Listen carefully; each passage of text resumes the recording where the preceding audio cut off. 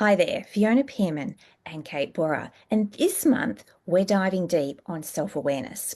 We started off talking about what it is, why it matters. Last week we were into what gets in the way, and this week we want to resource you around how to expand, increase your self-awareness as individuals. And I think the first piece that we know is super important is to be open and curious. One of the things about self-awareness is we often don't know what we don't know. So where we might have blind spots, where we might have some default beliefs, some assumptions that have been with us for a very long time, and they're undermining us, potentially undermining our confidence, holding us back from doing all the things we could.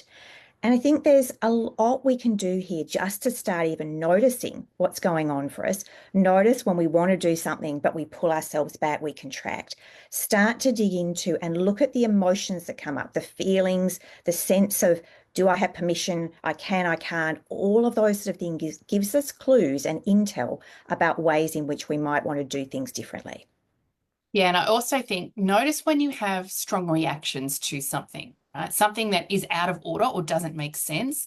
They are signals that say, hey, I need to dig into what's going on here because my reaction is out of perspective or out of context with the experience that I've had. And certainly in my experience, that has been a really useful signal to go deeper and to unpack and unhook often some things that are going on that are driving my behaviors. I think the other thing is it's really important to create space and time. And having strategies and tools or habits that allow you to do this is really critical, whether it's meditation, whether journaling. I think it's an important thing here is there is a lot of options for you here. And it isn't a one size fits all piece. What works for some people won't work for others. I know for me, when I go walking, I don't listen to podcasts. I don't take anything. And for me, that is time for me to kind of muse on things, take in the world, and just allow my brain to join dots. So identifying what works for you that will allow you to create regular, consistent space to be able to go deep and to connect some of the dots that might be really useful when it comes to raising your own self-awareness. Yeah, I think we hear constantly feedback in our Acts of Confidence program from people marveling at the impact of just getting a little bit more conscious about their breath, just taking the time to have some time and space away, journaling. When they do these things regularly, it opens up a new dimension and you see things that previously you weren't necessarily conscious of. I think one of the things that we know is really powerful is to get some feedback. We can be in our own kind of little bubble, and often the voices in our head are very loud about what's going on. So we know it's really important to reach out to others and get their input, get their perspective on what's happening. When you do this, and when you ask them, if something you felt went wrong in the meeting or something you're judging yourself for or beating yourself up, and you go and ask someone else, their perspective, their way of seeing things is really useful.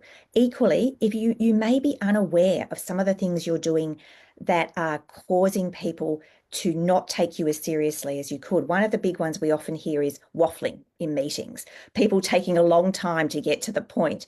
And when we ask maybe another stakeholder, a colleague or a leader, what could I do a little bit differently? It might be just think about things early and be a bit more succinct. That kind of feedback is gold because we know that when we take a long time to make a point, people are often lost. And so if we want to land our message, doing that in a way that works well is often the first step is getting the feedback so we understand what's going on.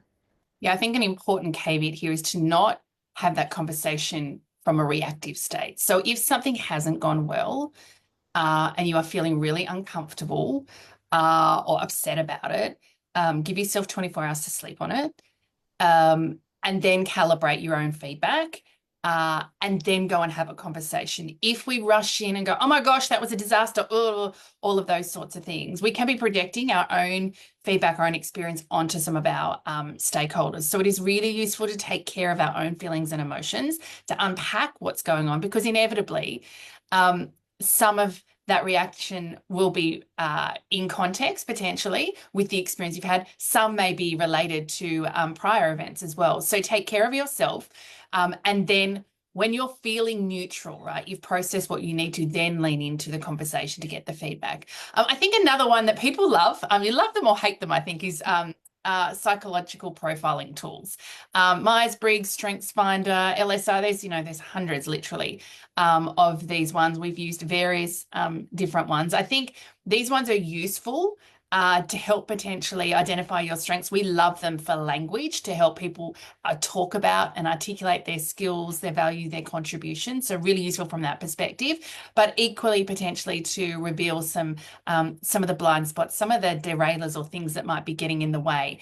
Again, we always coach clients to take it with a grain of salt, be curious, don't get defensive or take things personally, particularly the areas that maybe are identified as blind spots or weak spots or derailers, to ask yourself really good questions around how may this be playing out, or how may that aspect or capability be a challenge for me in context of my workplace experience as I see it now. And again, it can be useful to circle back to your network, your some of your leaders. If there is some tricky ones in the profile that you really can't understand, it can be useful to bounce those off some trusted stakeholders. Yeah, I think the point here is use it as a data point. Use this as another piece of intel as you start to expand your self-awareness. What we know is that this is really a lifelong journey.